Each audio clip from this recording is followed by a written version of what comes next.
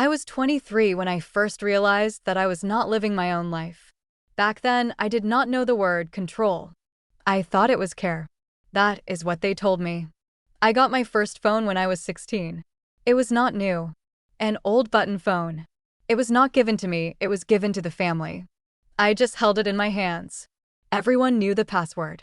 My mother, my father, my older sister. Even my younger brother could take it without asking. If the phone rang, I did not always get to it first. Who is calling? Why did you talk so long? What was it about? Why? These were not questions. It was an interrogation. They told me this was normal. That family is one unit. That there are no secrets. That if I had nothing to hide, I had nothing to fear. I believed them. When smartphones appeared, they allowed me to buy one with my own money. But with conditions. I had to use a shared account. I had to add the family to backups. I had to give access to calls and messages. What if something happens to you? What if you get involved with the wrong people? We are just worried. I agreed again. The first time I understood they were listening was an ordinary evening. I was talking to a friend. About work. About being tired. About wanting to move out and live on my own.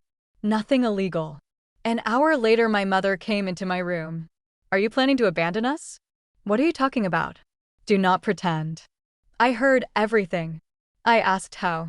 She did not answer. She just said I was ungrateful. After that, I started noticing details. Calls dropped.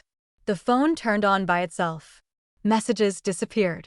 Sometimes they repeated phrases I had said only during phone calls. When I asked directly, my father said, "We have the right to know who you talk to. You live in our house." That was their main argument. The house. Theirs.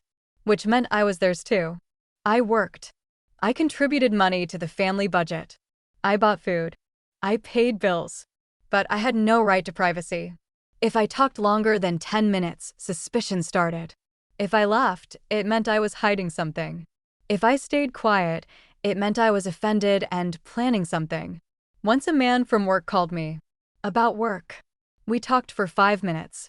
20 minutes later, my sister showed me my phone. Who is this? A colleague. Why a man? Because a man works there. Do not lie. They knew the number. The duration. The time. I did not know how, but I knew they had access. Then the band started. Do not answer when we are nearby. Do not close the door. Do not go into the hallway during calls. They explained that I was damaging the family's reputation. That people would think things. Which people, they never said. I tried to set a password. The phone worked with it for exactly 1 day. The next morning, my father put it on the table. Take it. How do you know the password? Does not matter. Remember this. We will always know. It sounded like a threat. But they called it care again. When I started seeing a man, my family found out first. Not from me. They read messages. They listened to calls.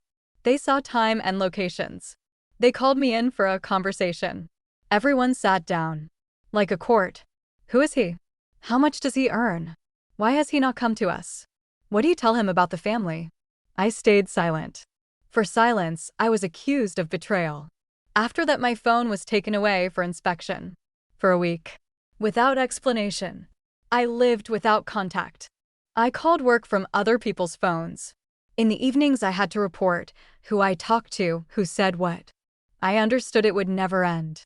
I bought another phone. Cheap. No accounts. I hid it. I used it only outside. One day it disappeared. I said nothing. In the evening, my mother said, "If you try to hide something again, you will regret it." I did not ask how. I already knew. The last breaking point was a call from a doctor. I was told a diagnosis. I was alone. I cried. I asked them not to tell anyone. 2 hours later, the whole family knew. In detail. We had the right. It concerns all of us. You could not handle it alone. After that, I stopped arguing. I started preparing to leave. Quietly. Without calls. Without messages. Through paper and face-to-face conversations. Through people they did not know.